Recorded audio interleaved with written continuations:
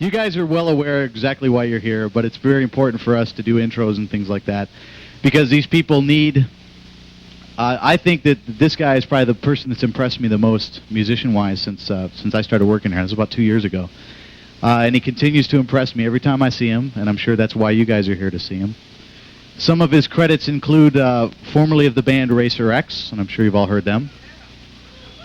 Currently of the band Mr. Big with Billy Sheehan, formerly of David Lee Roth. If you watch the credits on television very often, you might also notice that he used to produce Dance Fever and is currently the producer of The Pat Sajak Show. Please welcome Mr. Paul Gilbert.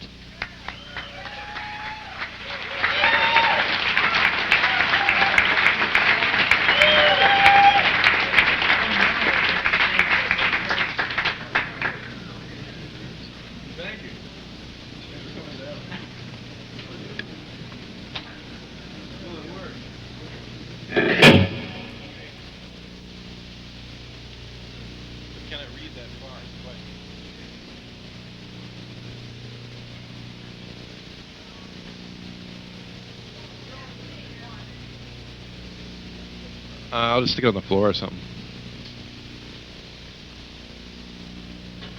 Oh boy. Pepper? Yeah. Okay. Well, how's GIT so far? All sorts of new people? Incredible.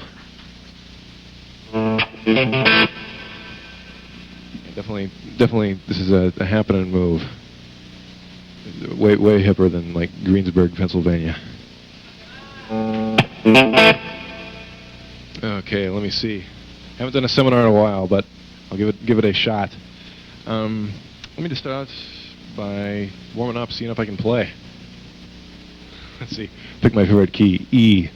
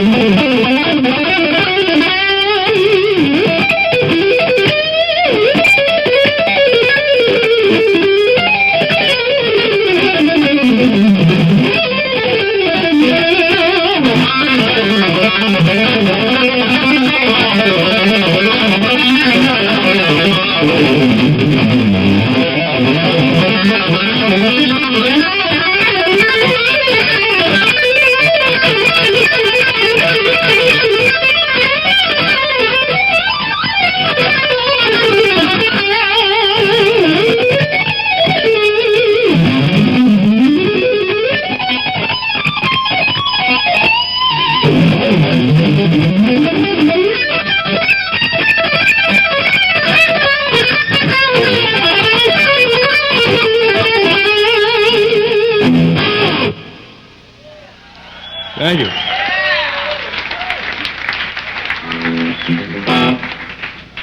Am I coming? Is the guitar coming through the PA at all? I love the huge PA feel. You know?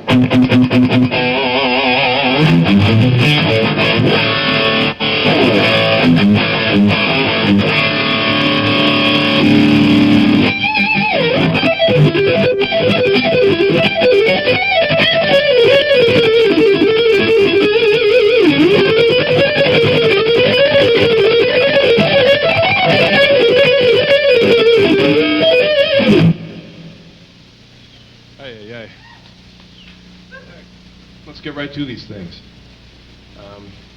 One thing I wanted to talk about today was taking basically just a lick you're already comfortable with and doing zillions of variations on it to get a bunch of new licks. The first one is a 5-note sequence. Well, there are 5 different notes. Altogether there's actually 8. But some of them repeat, and that's why you get more. Starts out on the old B note and just goes down in key of E minor. 1, 2, 3, 4, 5, and then back up. A lot of hammer-ons and pull-offs too. I've got that all labeled on here so you can figure it out. I use this. This is a lick I've been doing for a long time. Works real well in combination with a lot of Van Halen type stuff. If you put it together with that.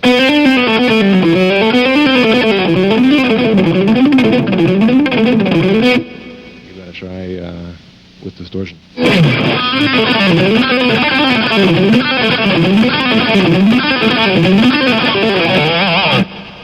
That Eddie-ish, kind of barking chihuahua guitar sound.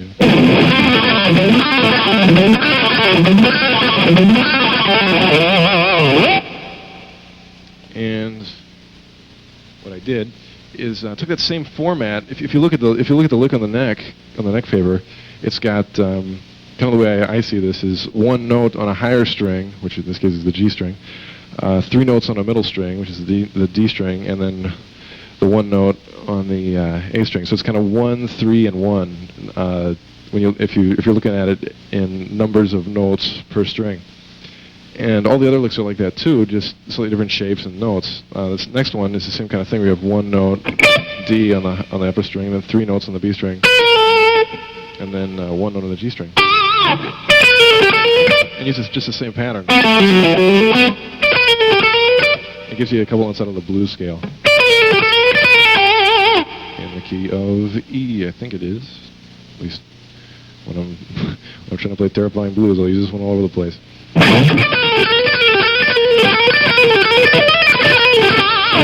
A little bit Michael Schenker sounding.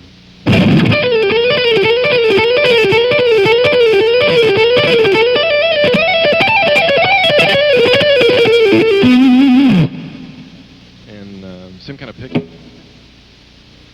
Probably the hardest thing about a lot of this is that, let's see, what is the hardest thing about a lot of this?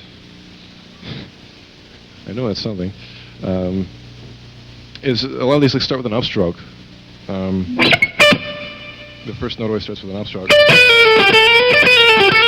And because, if you look at it, you got a lot of hammer-ons, or you got 2 pull-offs in a row and a couple of hammer-ons and stuff, which means a lot of times you may have time. If you have hammer-ons and pull-offs, you can do all sorts of weird things with your pick and have time to get back to pick the next note. So, if you have a way of picking this that's more comfortable for you and it works, feel free to use that. This is just the way I do it. And the next one is the same kind of thing again, but a big wide stretch. For the high note, we've got A on the B string, and then the 3 middle notes. I think those are them. Let me see. There we go. Oh, that's the right key. So it's actually, I got to learn to read neck paper. It's actually a G sharp, and then E, and those other notes that I have written down that I forgot what they're called. C sharp and B. Then the low note's E. So we're certainly getting some string skipping here. But if you're comfortable with the first lick and the second one, this shouldn't be that much more of a pain. Let me see if I can get through this.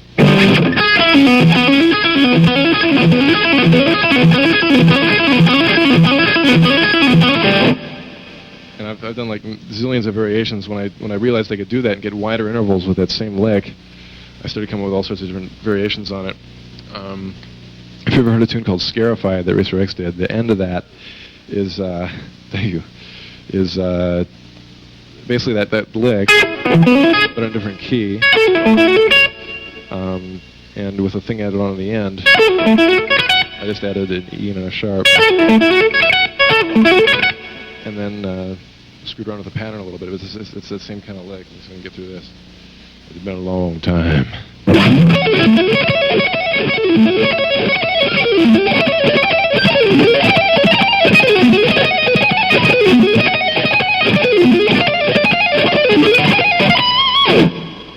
That kind of thing. Thank you. Incredible. A lot of that was basically just 2 different shapes, the one that's on there already, and then one that's even easier than that, which is just diminished. Real easy to visualize in the fingerboard. It's just stretching 2 minor thirds, and then skipping a string. And a lot of times I reach down with my 3rd finger and get a low note on the A string.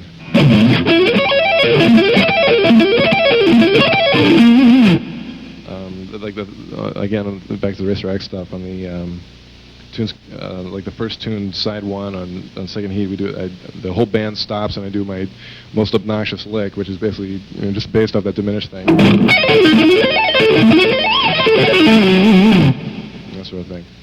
loads of this stuff.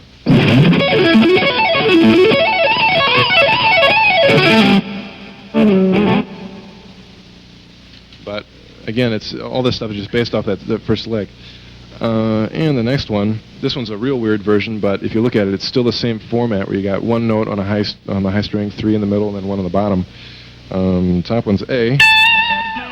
And then the weird thing about this is instead of being able to go to a different finger, you have to bar to get the E note right below it. A lot of times that bar can be uncomfortable, but with practice you can do it. Then the lower notes are C and A. Right there, before you attempt going down the lower note, you might just want to practice that much of it. A lot of pull-offs. And then the low note would be E.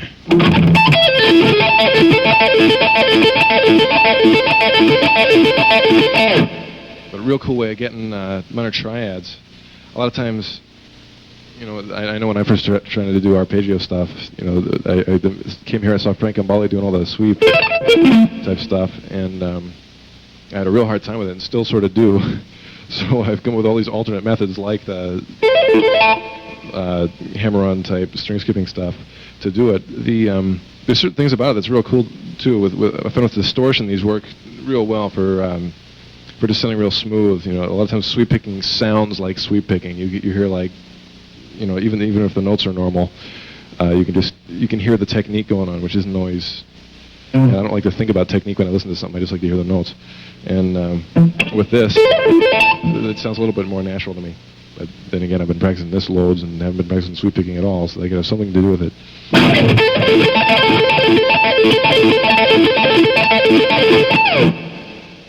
It's also good if you're like in a Yes copy band and want to do roundabout. It sounds kind of like that keyboard lick.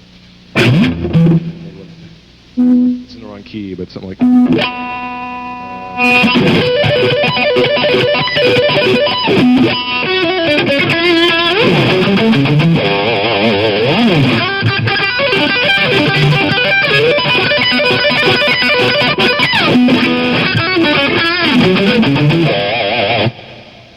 that sort of thing.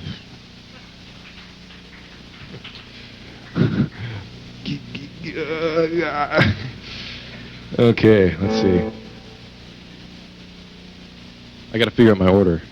Should I do the licks next, or should I do my tape? Do the tape? Okay, I'll do some Muzak. I'm about to set out on like a million clinic thing of the East Coast for Ibanez, and I figured enough of these licks. I got to do some music. So I wrote these things, basically lick showcases, and let's see if I can get through them. This first one's kind of a bluesy thing in E, and it has a lot of James Brown influences. You'll hear towards the end. Don't laugh, or you'll make me laugh. And boy, I sure hope I'm in tune with this. I forgot to put the tuning note on at the beginning, but I do have a 4 count, so I know when to come in. Godzilla versus GIT.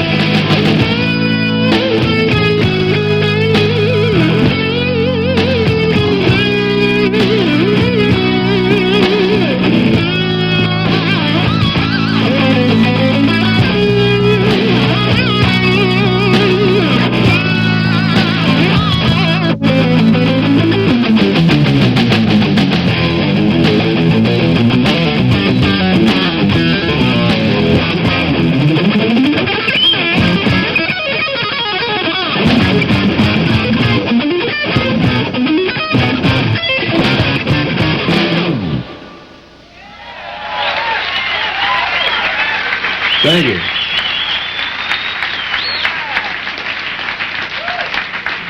What do you think, Ed? Too much, I don't know, yeah, James Brown kind of... Hot tub! Ow! Okay. Back to the boring licks. But these are actually pretty good. I got some hip ones coming up. Page 2.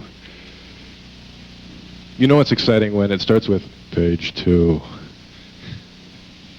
This is more string skipping madness. This is actually only two, I think it's only two. Yeah, only two different fingering shapes, just in a bunch of different places. And the cool thing about this is you get some interval skips that you don't normally hear on guitar. Like if you look at the notes on the first staff, like from the 8th to the 9th note, you've got a real big, you know, from the high E to like the low B. There's a pretty huge skip. You don't normally hear those like going by real quick on guitar. But let me kind of show you how some of these things go. Basically just a bunch of triads. The first one's E major, which I'm doing 2 notes per string with string skipping. So I'm not even using the B string. And another thing to pay attention to is the way I pick this. And again, you can try whatever you want, but what I'm doing is 3 downstrokes right in a row. And a lot of times when you hear 3 downstrokes in a row, you think, oh, sweep picking. But I'm going the opposite way, which is really pretty inefficient. But you know, it doesn't have to be particularly efficient because you've got a pull off in between every pick note, which gives you time to do just about anything. So basically, since I have that time to do what's comfortable, I do what's comfortable. I can put a little more conviction on it than I would if I had some efficient thing that I would never be able to do with conviction. But if you think about this, if I was alternate picking it, those downstrokes would occur at the same spot. So in a way, it makes sense, and somehow it works. But the rest of the lick, I basically just go all the way down and then back up to the E note, and then start on the next arpeggio, which is identical to this one, but on a different set of strings, and which will give you a different set of notes. But it's still, oh, and somebody, they copied it wrong. Oh no, or maybe I wrote it wrong and they copied me right. But that's supposed to be B, actually, B major. So the ascending one string on B just goes up all the notes and back down as far as the third, which I guess in this is a D sharp. And I can remember the rest. So that together, I mean, if you're just starting out with this sort of thing, I just practice, you know, initially just a real little section, just take those 3 downstrokes or something until that's comfortable, then work on getting back up, and then work on the shift between the 2 arpeggios. Because that's the hardest part when you have to pick between the E string and the A string. It's a pretty big skip.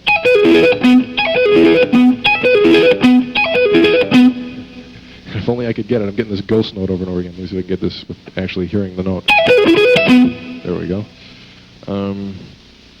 Then the next one, the same kind of idea, but I just changed the shape slightly and stuck it in a different part of the fretboard to get a minor sound in the key of C sharp. But same kind of Same, again, format, where you've got two notes on a string, two notes on a string, and one note on a string. And identical picking. And then I have that same thing, but ascending on a different set of strings. And if you can follow me talking like this, you're completely amazing. And again, you get that big interval skip.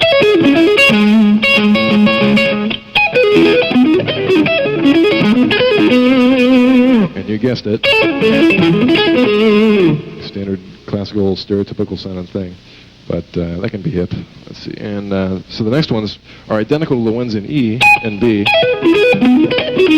Your fingers will feel exactly the same, as they have to stretch a little wider, but they're down here in fifth position for A major and E major. So although it may seem like a lot, there's really only two shapes to learn and only one picking pattern to learn.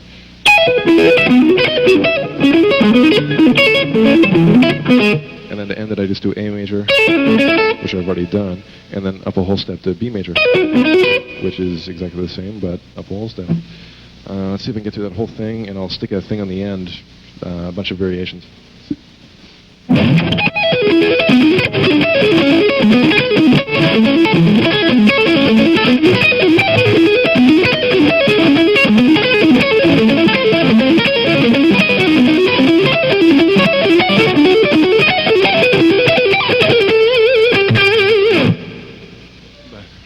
Thank you. But I found those are real great for, they're really easy to keep rhythmic, where a lot of the sweep picking stuff, for me anyway, is real cool for like a blur of terrifying notes, but if you want to have something that actually has a pulse, you know, some kind of knee slapping, you know, banjo thing, it doesn't work too well. Or, I mean, it doesn't lend itself to that because you've got, you know, weird picking things. Boy. Work on those things.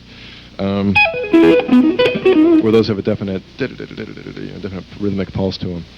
Let me see. Actually, on the Mr. Big record that I just finished, I use that kind of technique all over the place with a lot of different things. I get the end of this one solo. Let me see if I can remember it. I'll play it from the beginning. I mean, there won't be the music, but you can kind of tell how it goes.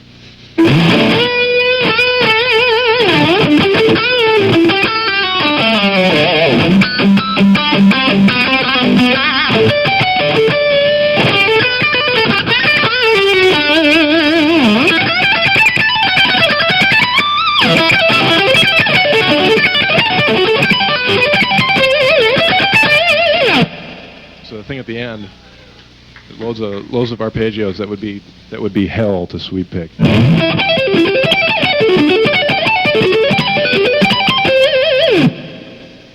It's usually when you hear sweeping, it's like straight up and down, where that's got a lot of stuff, you know, kind of in and out. Now there's a specific musical term: in and out, up and down. Got it. Okay. What else do we have? Let me do another tune. This one I'm out of practice as well, so there'll probably be loads of flubs. And I got to make a quick adjustment. I got to have something resembling a chorus sound on this. So let me just tweak the ADA real quick.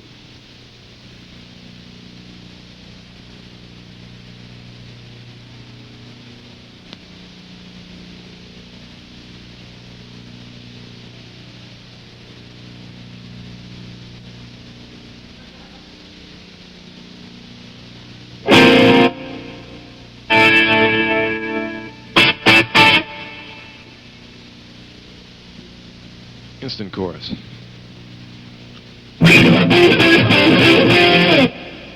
Okay, here we go. Tune number 2. Will I make it through? Only time will tell.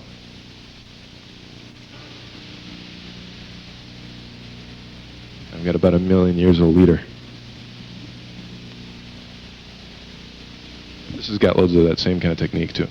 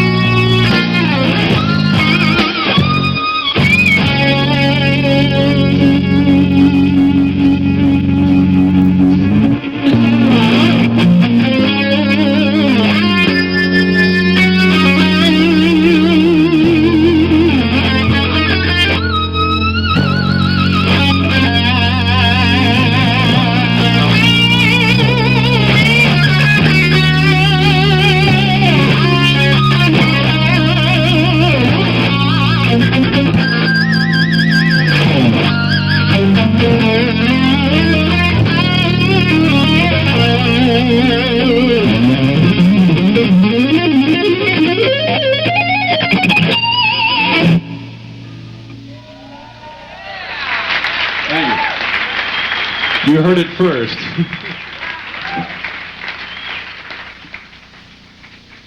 Well, I know what to do with my metronome.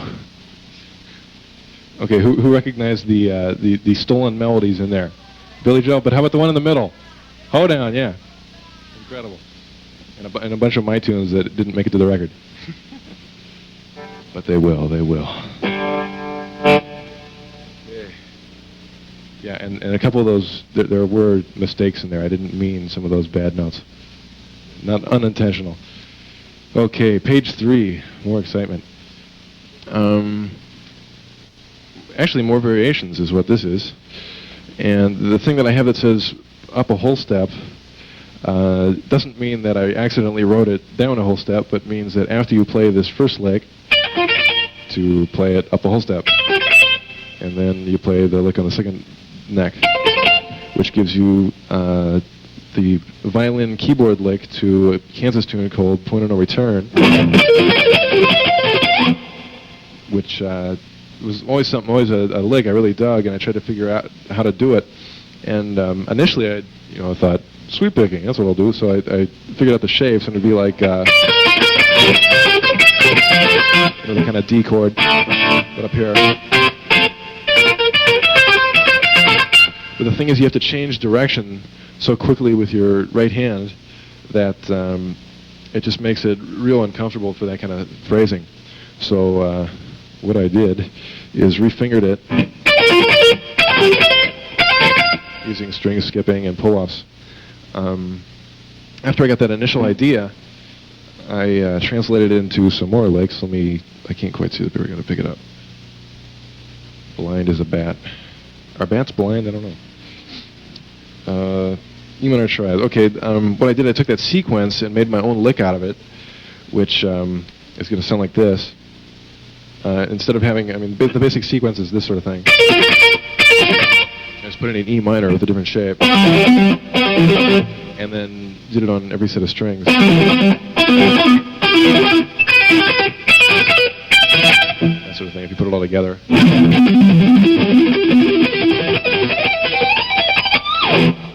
So, real cool, way of phrasing stuff instead of just, normally when you hear E minor triads, usually just hear up and down.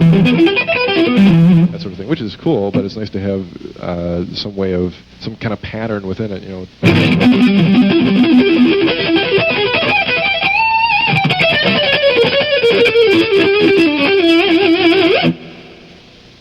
And you can also do that with, you can do it with major, you know, you should just alter all the thirds to major. And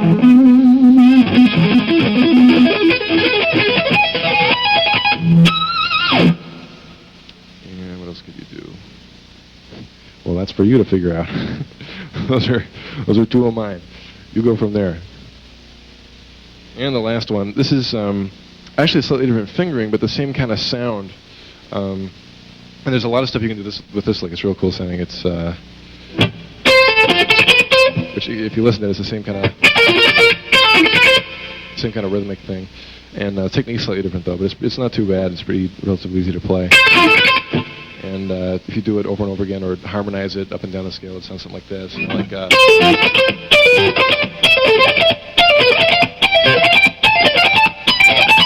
sort of thing.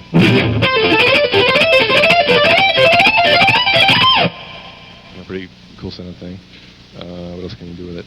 You could do stuff like alternate, you know, go between a couple of those and just a normal like descending 6 or something. Like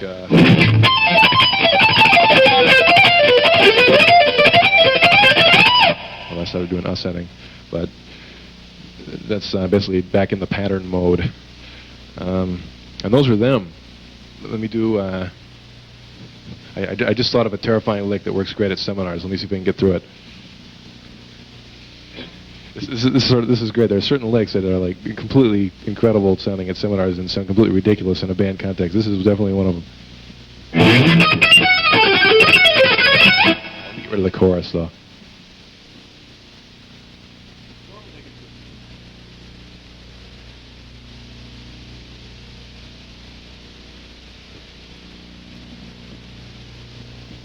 Here we go.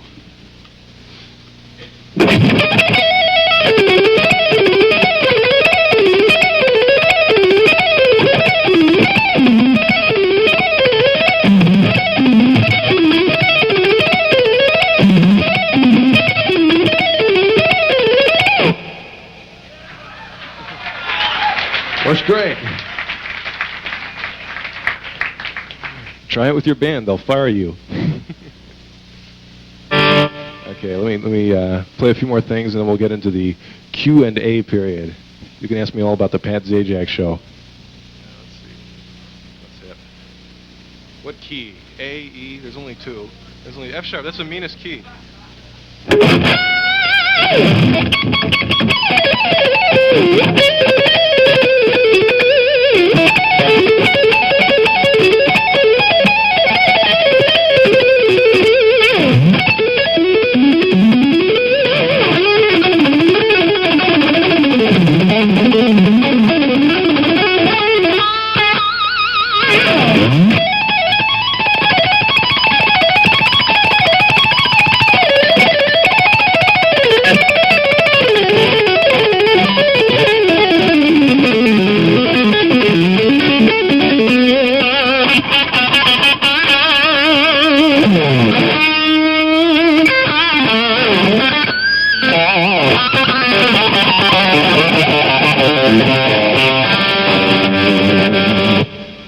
Anybody know that one?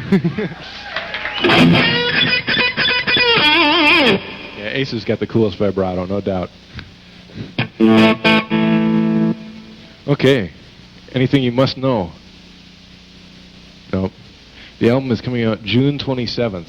An official date. I can't believe it. I've never had an official date before for stuff to come out. It's usually just like, 2 weeks, and then that goes on for like a year. But this is some sort of official thing, so it's looking like it might happen.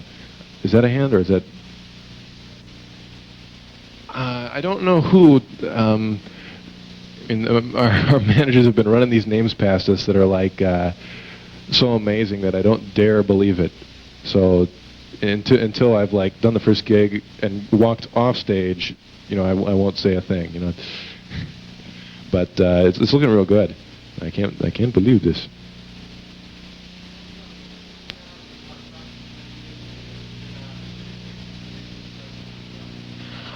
Definitely a lot of practice, and not just, I mean, a lot of sitting down with a metronome and stuff, but also a lot of stuff too where I would just practice with a band all the time, and figure out stuff from records. A lot of different ways of practicing. Definitely, I mean, that's one of the coolest things about GIT is there's a whole school of drummers and bass players, and I guess now singers too, here, where you can get together with guys and play in a band context and test out licks, because that's an amazing thing to be able to do. A lot of times you can work on something in your room all day and it'll sound totally unbelievable, and you try it in a band context and you just kind of go, I don't know. And the same thing works vice versa. Sometimes stuff that sounds, kind of corny by yourself sounds totally killing with a band. So it's real cool to be able to try that out, and there are all sorts of rehearsal rooms here and stuff. In fact, when I basically formed Racer X when I was a student here. John, the bass player, was going to school, and the original drummer, Harry, was a student. And it was still in the old building. We used to come into P2, which is a big performance room, like every morning at about like 5:30 in the morning, because no one else was crazy enough to get up that early. And we'd come in and be playing Street Lethal and all these terrifying metal tunes, barely awake, but it was a good way of waking up. Okay, Street Lethal, 1, 2, 3, 4. I'm awake.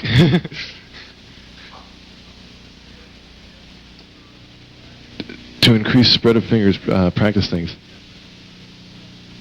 Yeah, I definitely lucked out with having the huge, big hands. I mean, the obvious thing is get a guitar with a small scale. I mean, in fact, in a way, I'm jealous of guys with small fingers, because the guitar that I always thought was the coolest looking guitar was the John Lennon style Rickenbacker. And I kept seeing them, like when I first moved out here, they had them at Voltage guitars and stuff. I thought, oh man, that'd be so great to have one of those, be just like John Lennon. And I went and finally tried one out, and the neck is about like this long, and I could barely, it was wild, because the string tension gets way different too. You start trying to do vibrato on it, and you totally sound like Ethel Merman. It's like, but it looks so cool. I mean, that's a possibility, or things like that. But regardless, of scale, to get your fingers stretched farther, I don't know any way of physically changing your hand, but I've definitely worked a lot in getting strength in my last two fingers. Probably most of it comes from the fact that when I took guitar lessons, the teacher told me to do whole steps. If I did like 2 whole steps in a row, like F, G, A, he told me to use my third finger on the G note instead of my second finger. And because my hands were big enough to do it comfortably, I never really switched. I just thought, great, it works fine. And never, in fact, I thought everybody did that until I came here and see all these guys using their second finger for whole steps, and I thought, well, great, But because of that, I end up using my third a lot more, and it gets strength because of that. A couple things you can practice. I think they have my instructional video in the library. I've got a link on there that's real good. It's just, let's see. I think I've got it like starting on C. Just 2 whole steps, just like that. Just C, D, E. And use your third finger if you want to strengthen it up. And then I'm just going, let's see, what's the best way to explain this? Alternating between different notes on the high E string and then pulling off again. So it'd be like, then I'd pick F, and then do G the next time instead of F, then A the last time. So the whole thing is basically the same notes on the B string, just changing notes. And you get you have to do a lot of weird barring stuff with your pinky and third finger that's real good. And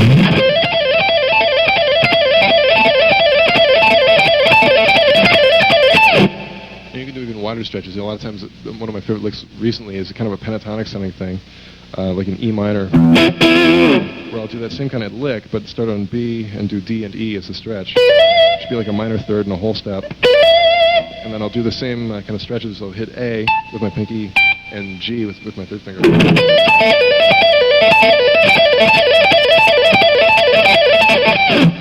like that one a whole lot. And the real crazy one, for Mixolydian, if you're playing like A Mixolydian, this one I do on the G string. I do most of the notes on there. It'd be E, G, and A. And then I get a bunch of, I actually skip strings again to get the F sharp. So there's a real big bar. And then with my third finger, get the E note. And then I use those same fingers on the B string. And you can also shift to your first finger to get the D note, so you get kind of a scale happening.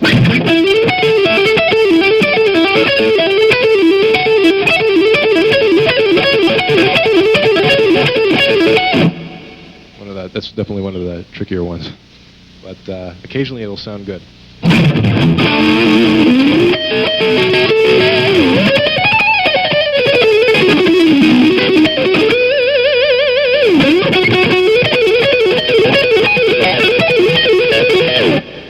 I'll put some echo on it, it'll be happening.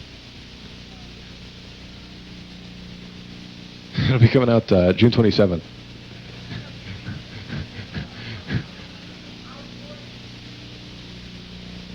One more time. How important is reading music? In the context that I'm doing, which is working with guys that are mostly ear players, I mean, I certainly don't come in with the tunes written out. To me, the thing that reading helped me with the most was a lot of the rhythmic stuff.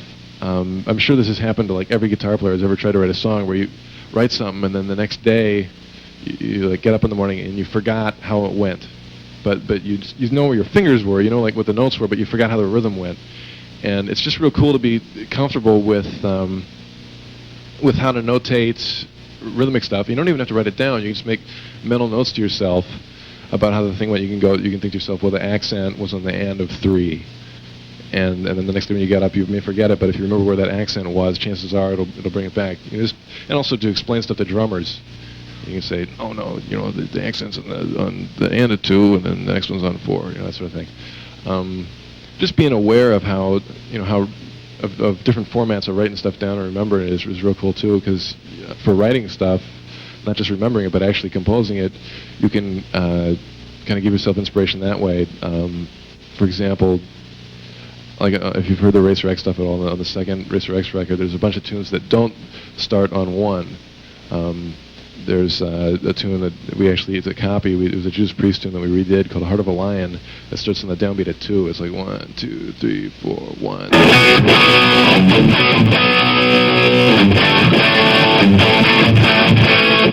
So, and those things are real cool too, because until the drums come in, you're kind of going, man, where's 1? What's going on here? When the drums come in, it makes everything okay. There's another tune in there called "Lady Killer" that starts on the end of 3. It's like 1 and 2 and 3 and 4 and 1 and 2 and 3.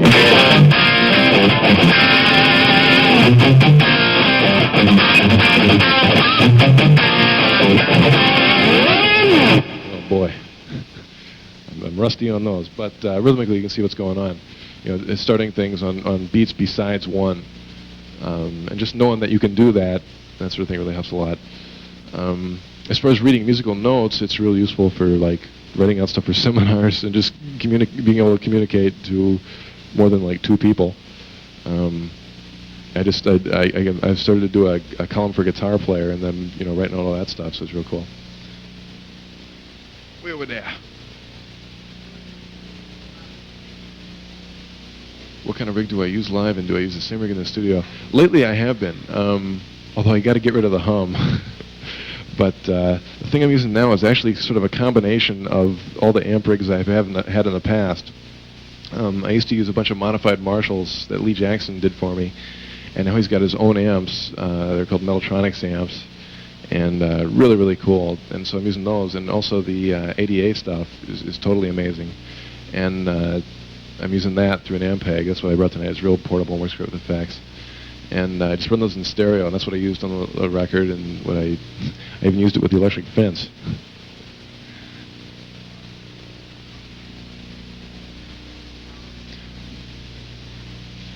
Why don't I'm saying these questions over so people can hear it.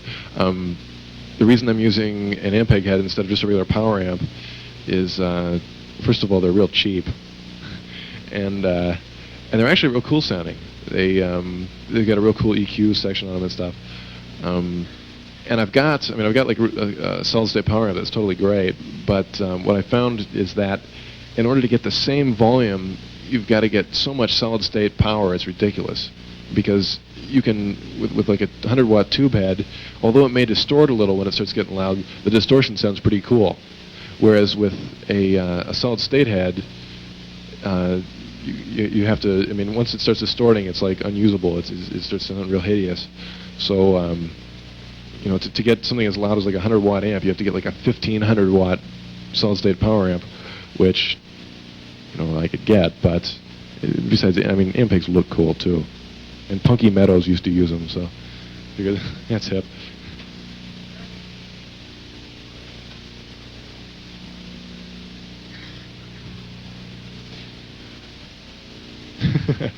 I radically changed my. Here's repeating the question again. I radically changed my guitar setup since like the Racer X Epiphones and Ibanez stuff.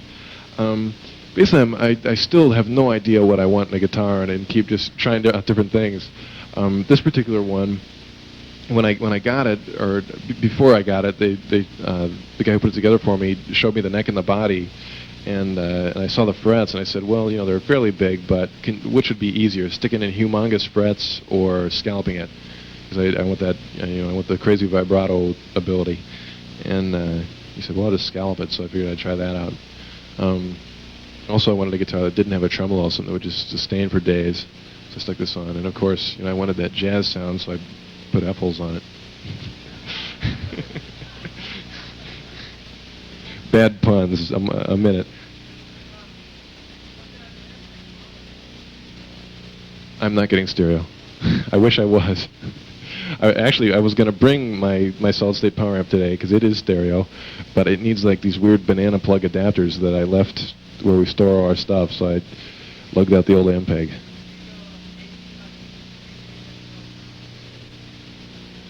Yeah, and it's hideous because they don't like each other. I can like plug my guitar into each of them separately, and they'll both be great. I plug them in together with a Y cord, and suddenly the whole system goes. You know, what a great noise! Let's sample that and do a tune. So I've got to get something called a isolation transformer, which basically just splits the signal, but they don't touch each other or something. It gets rid of the hum. So, but once I do that, they work real great together because the Metaltronics is got like, you know, just a real beefy regular rock tone, where the ADA has got like, you know, I can do all my effect stuff with it because it switches real well and has an amazing clean tone, and together it's a little more like a little more fuzzy kind of White Snake sounding. So, you know, together they work real well. Oh man, the Quadriverb, everything Alesis makes is the most amazing thing of all time. Their drum machine, I use their drum machine in those tunes. It's real easy to program, the tones are great, and the Quadriverb's totally amazing. And they're cheap. Way back there. Who are my influences and who do I listen to now? As far as guitar influences, I mean, early on, Jimmy Page, Ted Nugent, the guys in Aerosmith, the guitar players in Heart, all the bands that were big around then. Ace Frehley, of course. Then when Van Halen came out, that like completely, you know, changed the universe. I used to sit by my radio with my finger on the pause button on my tape deck and flip between the two rock stations whenever the new Van Halen record would come out, try to get tunes before the record was out. Let's see, what else? Gary Moore, Michael Schenker, real big influences. Alex Lifeson, and I used to sit around all day with my flanger and, you know, play along with like, I'd like to do Solid One of Hemispheres right now, and, you know, go through that entire thing. Lately, I've been listening to almost nothing but Todd Rundgren, which is not really so much for the guitar stuff, but I just love the songwriting and the, you know, listening to Chasm Sultan belt it out. In fact, the totally amazing thing, I'm still waiting to like for the alarm to go off and me to wake up and find out it was all a dream. Is I was in San Francisco a few months ago, writing songs with Eric, my singer, and he got a call from like Todd's manager to go down and sing backup on his record because he was recording there. And Eric said, "Well, man, Paul, you're a huge Todd fan. You ought to come along." So I went down and I got to sing on Todd Rundgren's record. I cannot believe it. It was like, and I couldn't even speak to the guy. I was just like, I think he's in that room. I can't talk to him. I'm afraid. Oh yeah, Greg's amazing. But you know, Todd's really Todd's the guy. Oh, about mine? Oh, it's amazing. I've actually worn the battery out in my Oldsmobile completely down where it wouldn't even begin to start with the tape in my car stereo. Oh, thanks a million. Yeah, that was good. I did the whole. Believe it or not, I did the whole record using 11s. I used like 11 to 52 to try to slow my vibrato down, try to take away some of the Ethel Mermanisms, and I thought, well, heck, if I can do it in the studio, I can do it live. So when we did the Omni gig, I put 11s on, and we did the next show at the Stone 10s, or then we did the next show at in San Jose 9s. But once I get back into my rigorous practice schedule, I'll try to get back up into the beefy strings. Oh, Joe's amazing. When I first heard Satch Boogie, I was like, it was the most excited I've been about hearing something on the radio in a long time. And I immediately ran home and called up the radio station. And, what's that? It was incredible. Real cool stuff. Real. What can I say? Amazing.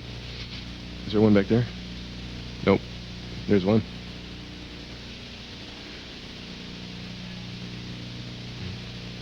Okay. The producer we got, a guy named Kevin Elson, who is probably best known for producing. He did a bunch of Journey records. He did Escape and Departure and Frontiers.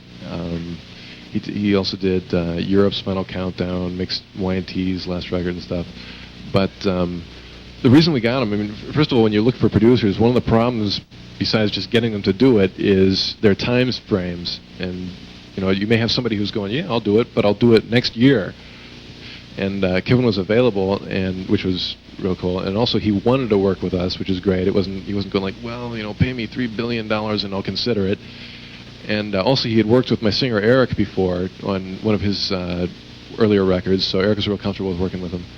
And it was also great because we wanted to get a real live kind of sound on the record. We didn't want to have a million guitar overdubs and keyboards everywhere and stuff. And Kevin is also a real accomplished live mixer, so he knows he's real comfortable with that sort of thing.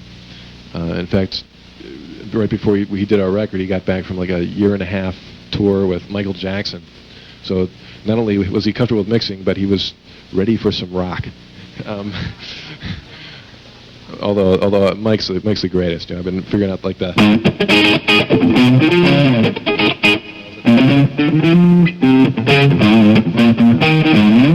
Oh, baby, give me all my shit. Yeah. Totally cool stuff.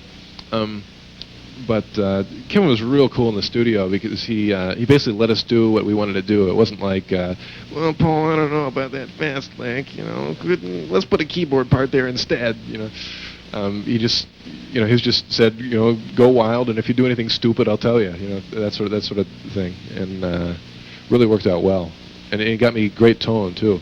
That was one thing real cool about going. I went in with a bunch of different amp systems, and just set them all up and mic'd them all up, and we kind of figured out what was the hippest. So not only did I get a good sound on the record, but now I know what to use live, which is, of course, the combination thing. How about this one?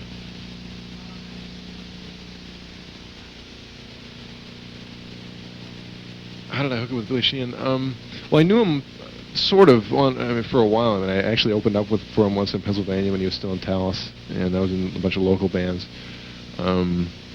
And he used to come see Racer X all the time, and also, we used to play here. I'd be like doing open counselings. He'd come in and we'd play old Taos tunes. He gave me a call and just wanted to know, what I was doing because he was looking for a guitar player. And I said, well, I'm in Racer X, but I'm your biggest fan. Where do I sign? So I just went over. I had a tape, some rehearsal tapes from Racer X of a bunch of new songs we were working on. And that were mine, I didn't like go over and play on Bruce's stuff and say, yeah, this is mine. But I took him a bunch of my stuff that I've been working on recently, and he really dug it. And he'd seen me play, so he knew I could play. And we basically just, as soon as we got Eric in the band, that was really the clincher, because Eric is just, he's one of those guys. Well, those guys are kind of talks like this. It's like I'm so jealous of people who have just automatic vocal ranges. No problem, I can hit that high note, Paul. Why can't you hit that high note? Well, I don't know. So after that, everything was pretty much set. We just had to find the Terror drummer. And Pat came in, and it was great. If anybody, or we played a couple of club gigs up north. We were playing the Stone, and Pat was playing. He had a double pedal. He wasn't really using it much, but it was a good thing he had it because he actually broke. I mean, you know the piece that you put your foot on to like press it down. He broke it in half, so it's like going. And he played the rest of the set like with his left foot. But I've never heard of that before. That's like an amazing accomplishment. I'm always impressed by people breaking equipment through use. Or with chainsaws.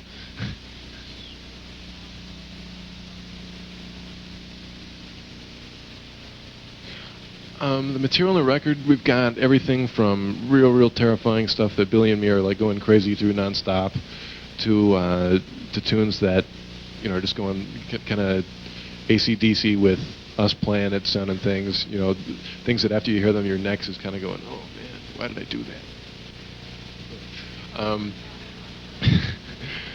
To you know, some terrifying ballad things. You know, we run the gamut, and we've even got this kind of my version of a Count Basie metal tune, a little bit similar to that thing I played you. You know, me and Billy are doing all these unison lines. It's a real shuffle feel. You know, kind of Rosanna on meets Godzilla, but. How do I come up with these? It's pun after pun. Let me play a little bit of that one. It's going to hit.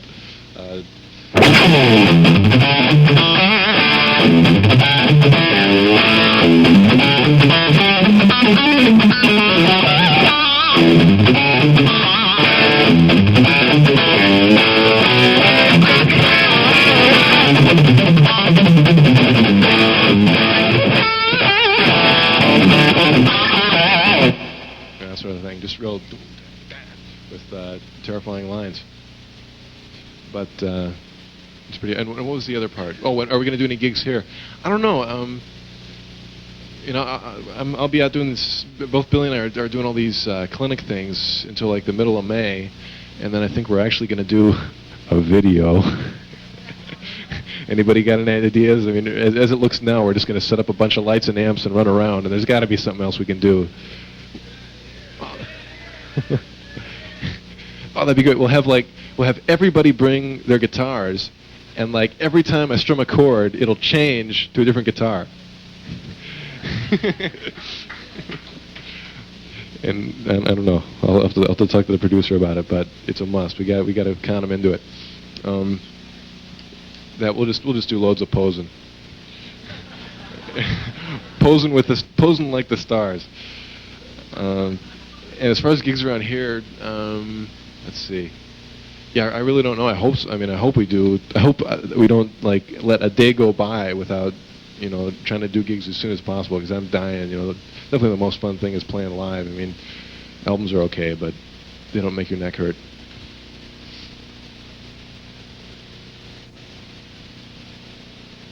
Besides Mixolydian for a dominant seventh, well, it depends on what context it is. I mean, if it's like a blues thing, you can get it with all sorts of garbage. I mean, minor pentatonic, major pentatonic, any combination of like the blues scale, Dorian, and Mixolydian. I do something I call the hip scale, where I combine all those scales, Dorian, Mixolydian, and the blues scale, and it's almost like a chromatic scale. It's got so many notes after you put them all together. But the ones, it's almost easier to describe by telling you the notes that it doesn't have, which it is no flat 9, no minor 6th, which you avoid minor 6th if you're playing blues, and then it has no major 7th. But that, let me see if I can, I don't even know it's straight. I always play pattern guitar thing, and it's got a pattern where I'm doing that in A, and I did it using kind of a thirds pattern. That sort of thing. Let me play that real quick, and you can hear how it sounds in context. And this is all over like a Hendrix chord kind of thing. Like 1, 2, 3.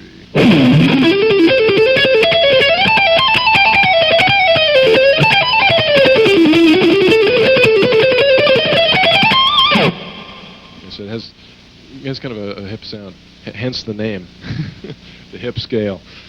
Okay, where haven't I picked? How about way over here? I see a hand. Oh, the backwards guitar sound. The coolest thing the Eventide H3000 does.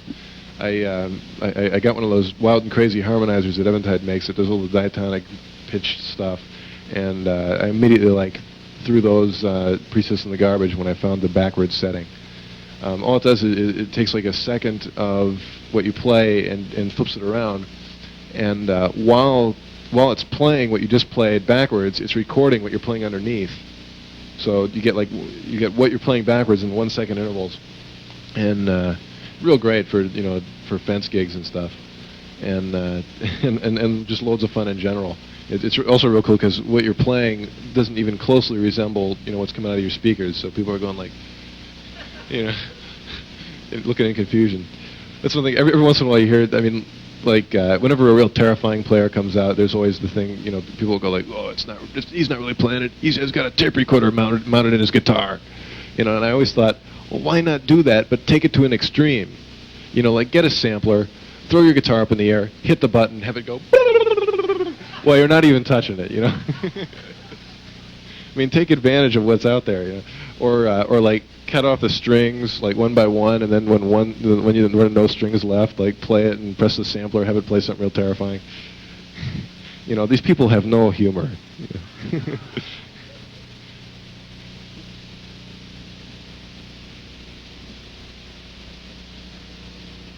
When I was a student at school, I spent all the time working on the curriculum. Actually, I did, because for some reason I was able to apply it,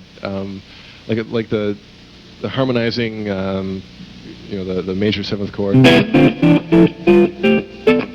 That whole idea of harmonizing, of taking some sort of pattern and harmonizing it within one key, just completely opened up a million doors for me. I suddenly realized I could kind of multiply all my licks by 7, by doing them based on each scale step, and I was just going, man, this is amazing. All these different things I can do now. Also, I was really freaked out by all the other styles that I had never even heard. I saw Keith Wyatt doing the. Let me see if I can play it. I can't play it anymore, but all those hip things, and I just thought, wow, that's great. It's on a guitar, but it sounds nothing like anything I've ever done, and it sounds really cool, and a lot of that stuff, it's those techniques of, although I can't do that specific thing, have kind of stayed with me. I was trying to figure out, lately I've been piano lick crazy, trying to figure out all these keyboard licks, and one of the things I was working on was a Beatles tune called Martha My Dear, which was giving me total grief, and I finally, using that kind of Keith Wyatt technique, I got something that's pretty close. I can switch to the clean technique.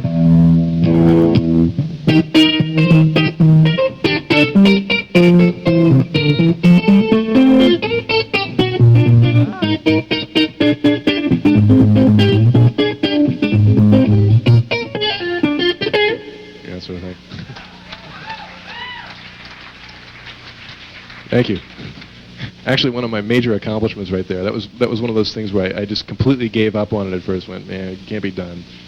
And then on the second try, I got close. Oh yeah, that was hilarious. Benny and the Jets just major 7th. It's I don't remember what key it's in though. Yeah, that's another great thing. It's I remember when I first came here, I'd never played a major 7th chord, and except I remember there's one Led Zeppelin song that has it. I'll get to the Benny and Jets thing. I'm just going on a sidetrack. There's that one.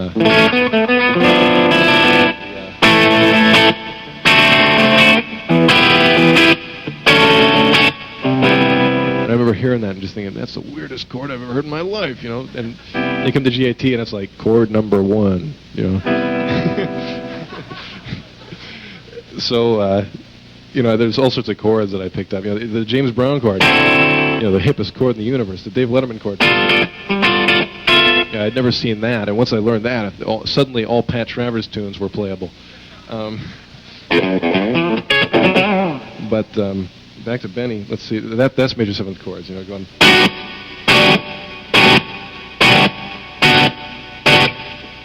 I can't remember it. Rats. But dun, dun, dun, dun. And the sweep. I was just outlining those. Going major 7th and G. What was it?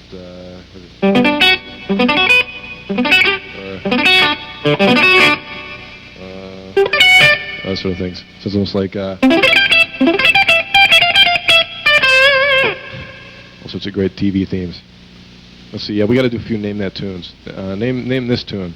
I can name that tune in 3 notes.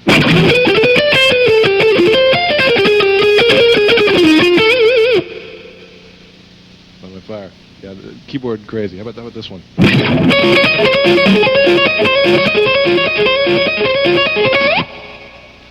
Yeah, that one was tough. Loads of weird picking in that one. Let me see if I can get through this. It's like one of those things I can never get through, but I always try.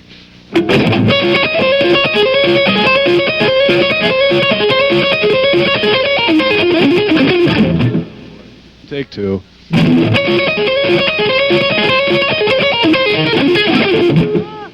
Oh well, I always try. Let me start a little later. I'll get it.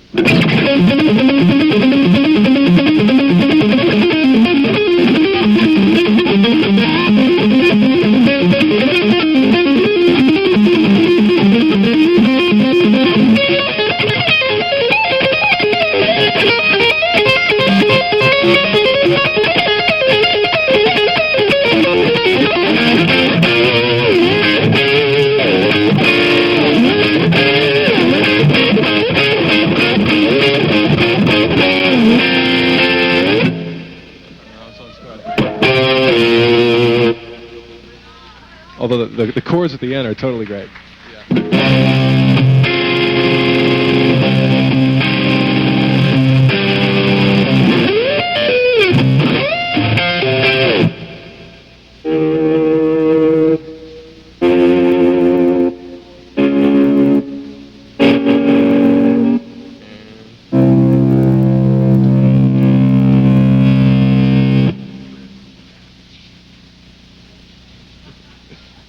Air drumming, there's nothing more fun.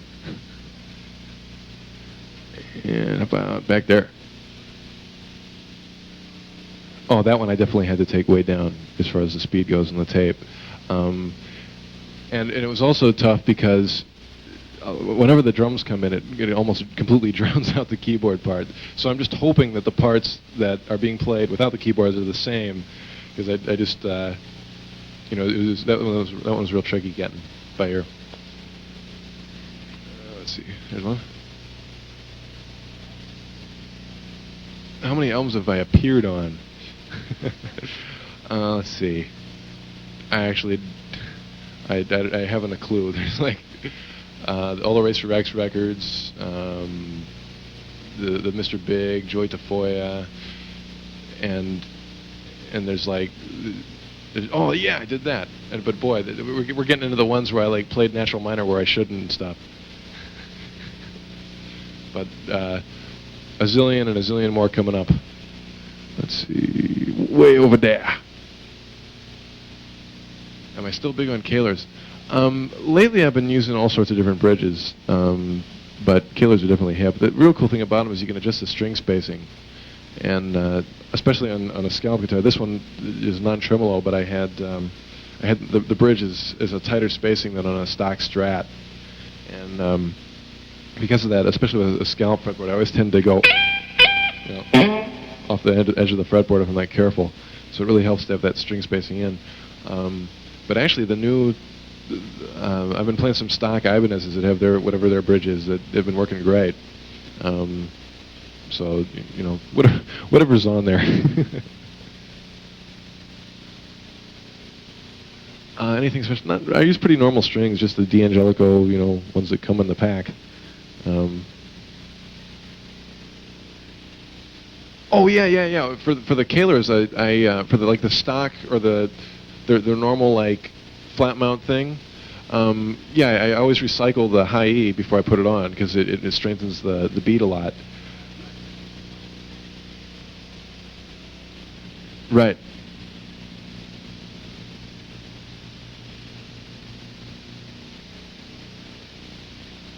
Oh yeah.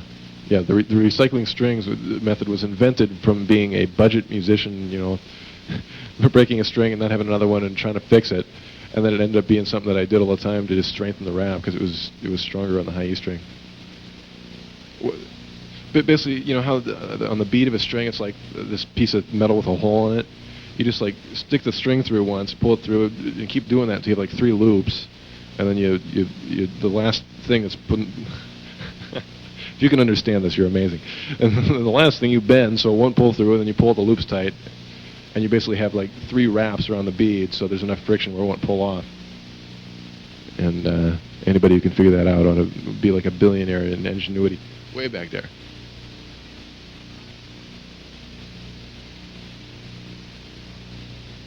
Have I ever jammed with Steve Vai, and have I ever gotten anything from him that I incorporated in my playing? I've never jammed with him, although when I was a student here, he did about 1 million seminars, which was really cool. Well, actually, he only did about 3. He wasn't really even near 1 million. I just said that.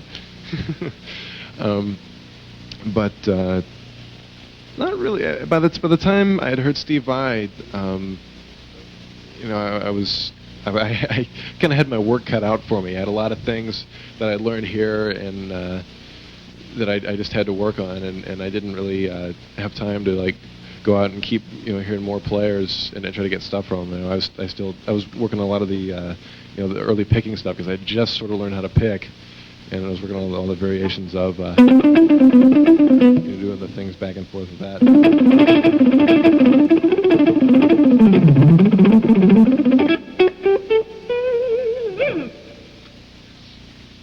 Yeah, all alternate.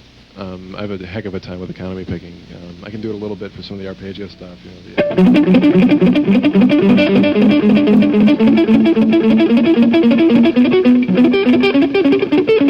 Kind of.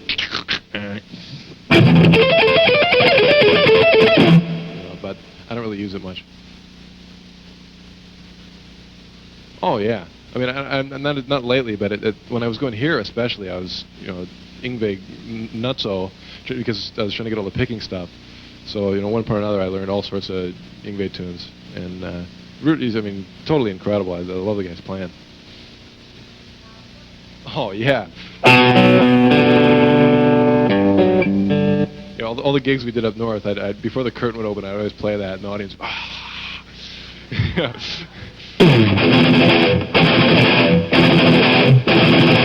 But somehow he does that with like all downstrokes.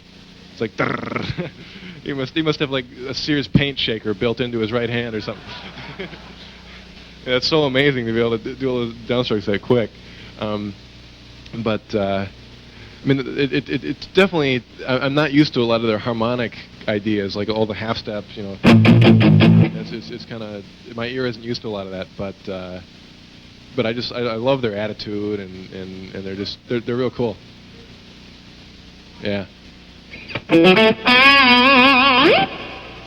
But amazing band. They do so much cool stuff. They can't be ignored. 1 million hands. Oh no, the what do you think of questions have started. Have you heard his first demo? I thought that was great. I really dug it. I mean, it's a lot of it was kind of in the style of like kind of Anguish and Fear, Yngwie type stuff. But heck, I love that tune. If there's more of them, it's fine with me.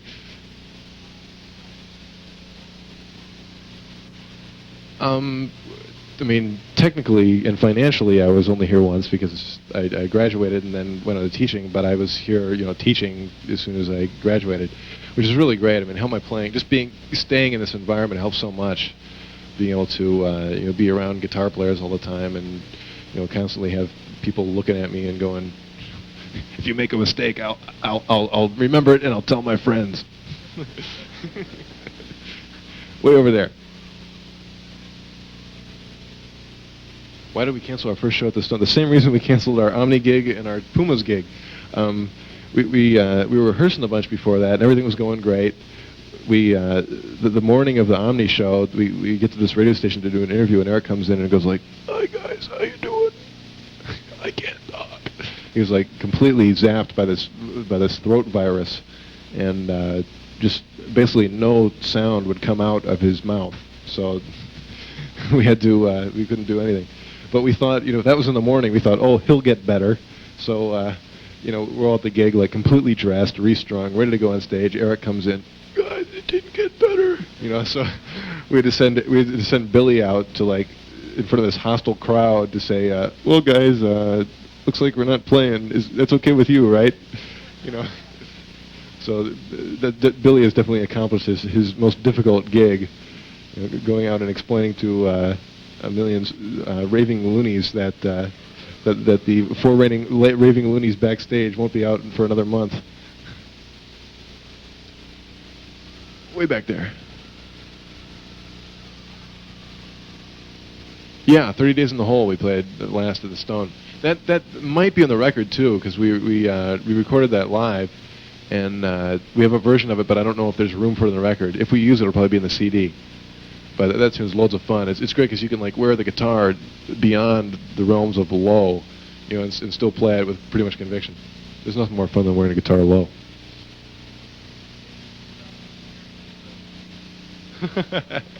Can I play over changes? I'm not real comfortable. It's a lot of fun for me. I mean, to me, playing over changes is like playing Pac-Man. You know, it's a lot of fun, but I'm always getting eaten by the little guy.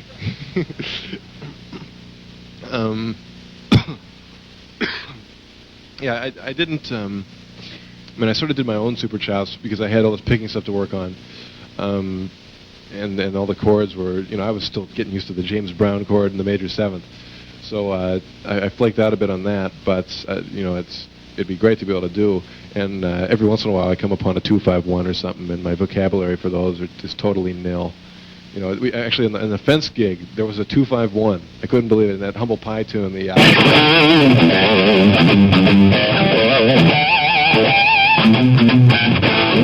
one part where it goes... You know, and I like learned the one lick off the record, and then I just kind of went, oh boy, what's going on here? You know,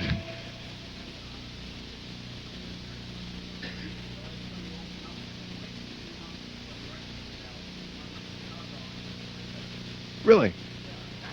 I mean, the first time I noticed hearing that, I didn't remember it from that. Yeah, at the Limelight, when I saw him, I was like way in back, or I don't remember. I don't know if I even saw him. I know I was there. Yeah, but I was probably. I mean, oh well, actually, yeah, and I was president, and then. No, but I basically just didn't remember the tune from that, and I'm sure you remember if you were where I was standing, which is back.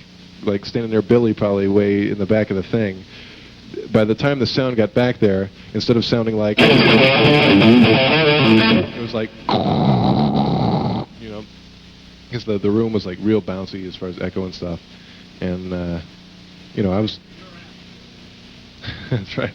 I should have been paid. Hey, watch that. You'll blow it up. Okay, let me see if I can do a few more Name That tunes, and then we'll I don't know. Well, I'll throw out a zillion Senor Grande Pablo Gilberto picks or something. Let's see. That's a good one. Name That tunes. I gotta know some. What's that? Star Trek? Oh yeah. That's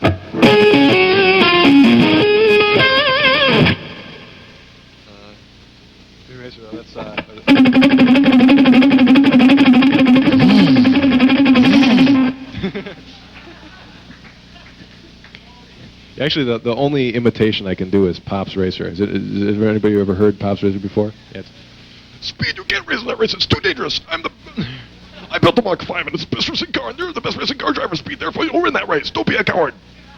Yeah.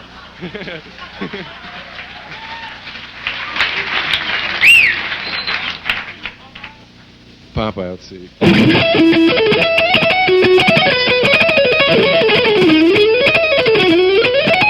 Yeah, sort of. Beverly Hillbillies. Well, I don't know. Or how, yeah.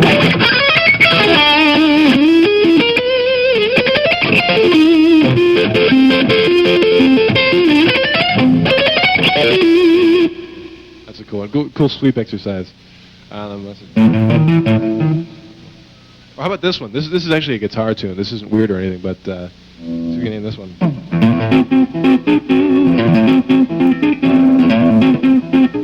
Yeah.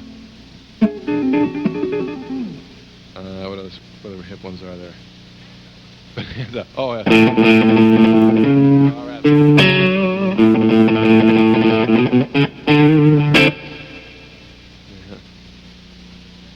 Is that what? Sleepless? Oh no, it's the elephant talk. What's something else? What you got? I gotta think of ones I know.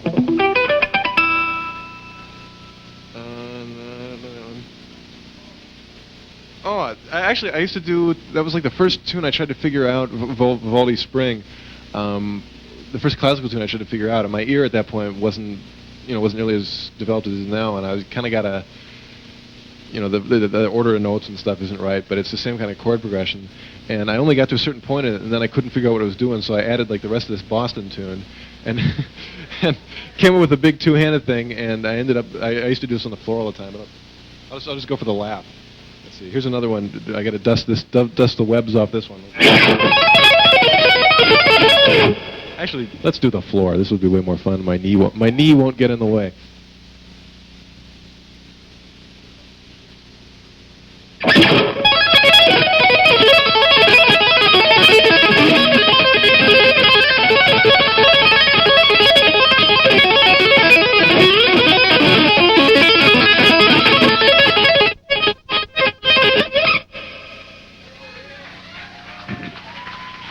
Thank you.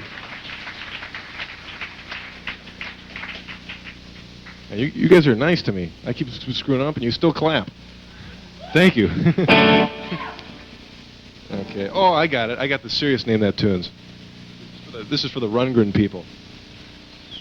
Name Todd tunes.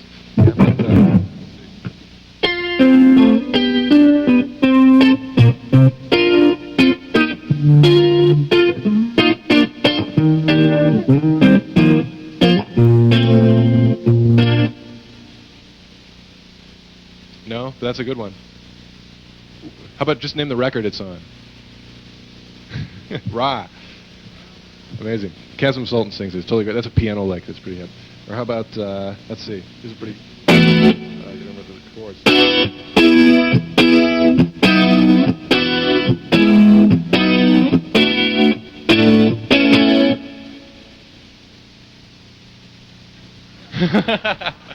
Enough of my Todd. I'm getting weird. Stop playing Todd, Paul. We know you like Todd, but... How about...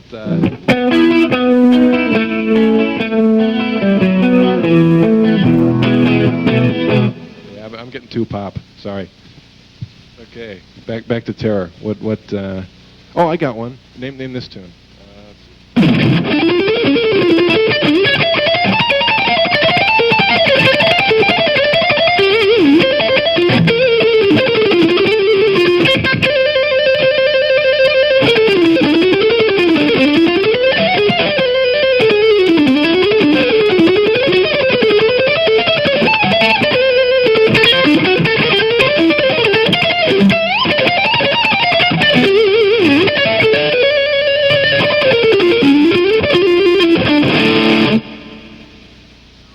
Invention 3, you guys are amazing. How about this one? Bach, actually. I gotta get chorus for this one, too.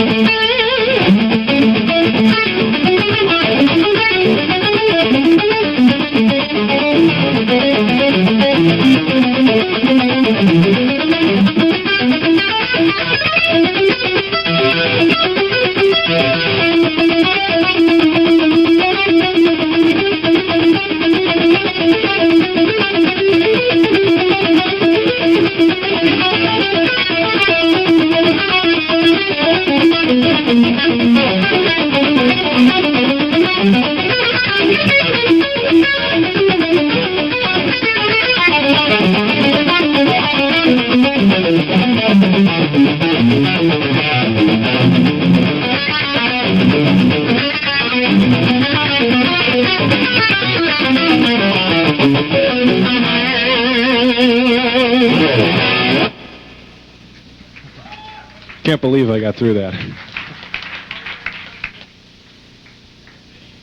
Yeah, and the video, it's, what is it, Bach Cello Suite number 6, something like that. They had great names for tunes then. I think if I ever do an instrumental record, I'm going to have, like, Rock Tune in A, number 1.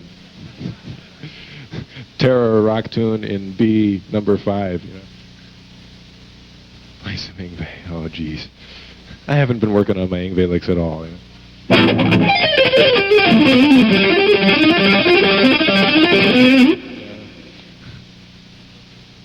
Incredible. That's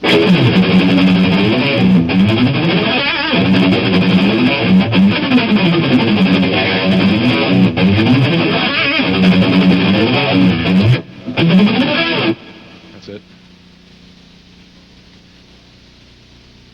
The stuff on my rack and how I'm using it, I've got an 88 preamp, just set up pretty normal. Actually, I've got an EQ in there, but I'm not using it at the moment because I'm planning on using it when I have a solid-state power amp, which doesn't have any EQ, and the Ampeg does, so I don't need it. And I've got a hush, too, to get rid of some noise, and a quadriverb for that little bit of reverb.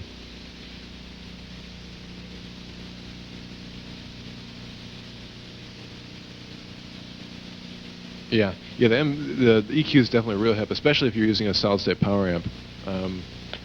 You can get it's stereo, so you can do all sorts of things for recording with it too, and all MIDI controllable. Although I don't use that, I usually just figure out one thing that sounds good and kind of leave it on that. But it's always real handy having an EQ around. What settings do I use in the Eventide? Wow, I don't know. I just like do it and then run away as fast as I can. It's the only thing I've been using mostly is the backwards thing. Actually, I just sent it back to the factory today because all the harmonizer settings start screwing up if the thing gets even a little bit warm. If you get any rack thing near it, it immediately starts freaking out and making all these amazing. Actually, what I should have done is taped some of the noises it made, because it made all these really, not musical, but pretty amazing sounds. And but mostly the backwards thing.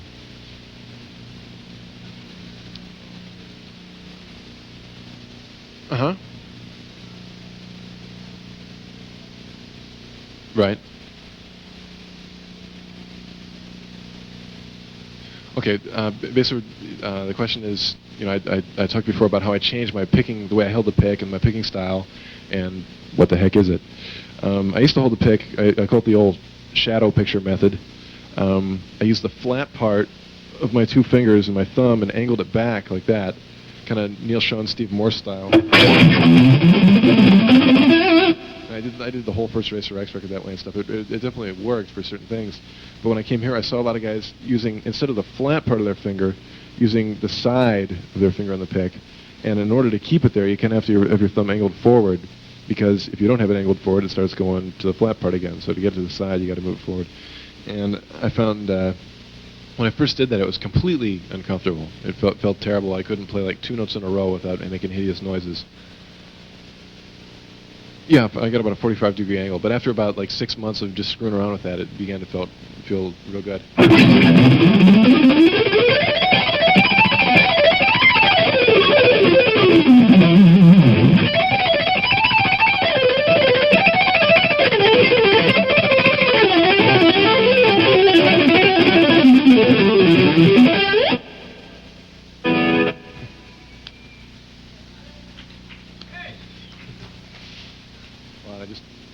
There's one.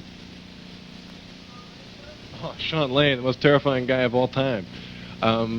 Actually, the ideas I get from Sean Lane were a bunch of pentatonic things, where instead of playing it like standard, kind of 2 note per string, I started working on stuff where I'd go like 3 notes on a string.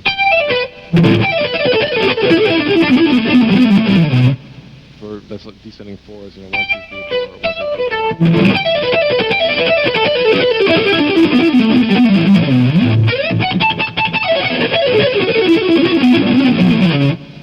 Also, descending 6s, 3 notes per string. It should be like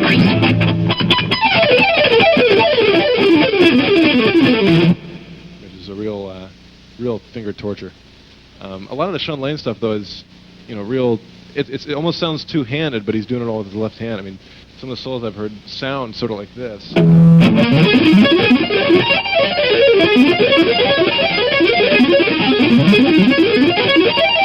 it's completely crazy stuff, but he's somehow doing it with one hand. And the guy's, I mean, besides doing terrifying stuff, the guy's got the most amazing phrasing. He's got blazing, amazing phrasing. And every once in a while, like when I'm up at Mike Varney's house, he's got some videotapes of him that are just completely amazing. He's doing like all these old Hendrix songs and stuff, doing them just perfect. I mean, the Electric Fence could not even come close to what Sean is doing. Although, but we dress up, so we got the advantage. Okay, just a few more. Over here, there are hardly any over here. And it remains that way. Way back there. What's coming up for me? I'm just doing some Ibanez clinics. Record will be out pretty soon, so hopefully we'll start doing millions of gigs. And in the meantime, I'm trying to, I'm trying to learn more Todd tunes. Let's see. That's about most of the excitement. Oh, and I just started a column for Guitar Player, which is really up. Originally, I had to think of the title for it. There was like Mike Varney Spotlight. It had to be Paul Gilbert something. And originally I thought, well, there's that. It was going to be like a thing based on the SCTV skit. And I was going to call it Monster Horror Chiller Guitar, or whatever that theater is on SCTV. But obviously, I was right about most people not getting it. So the title now is Terrifying Guitar 101. The college course sounding thing.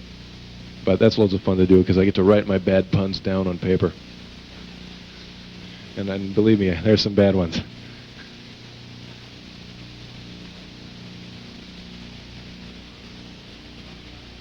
Oh yeah, that was loads of fun. Oh, actually, yeah, we did a copy of Bob O'Reilly back with Mr. X. Incredible tune, and Bruce was doing the octave part like that, and I did the, which is actually really hard to get pull off that fast. It's like Gary Moore style. I ended up just going like that sort of thing. It's definitely one of those things where you need the live energy to be able to pull off that quick, but real cool sounding tune. There's nothing more fun than bashing out Pete Townsend chords.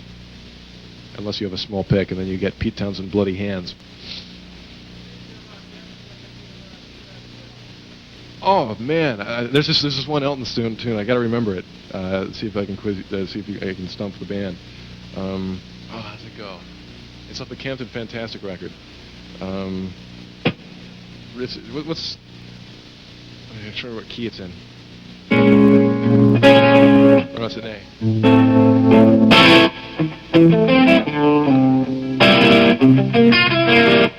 What's the next chord? The weird chord. I think it's called Tower of Babel. But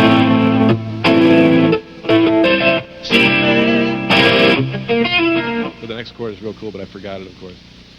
But I just forgot it. But Elton's great. Elton was a big influence. Real cool stuff. Well, we're just about running. Okay, one more. There it is. I can tell.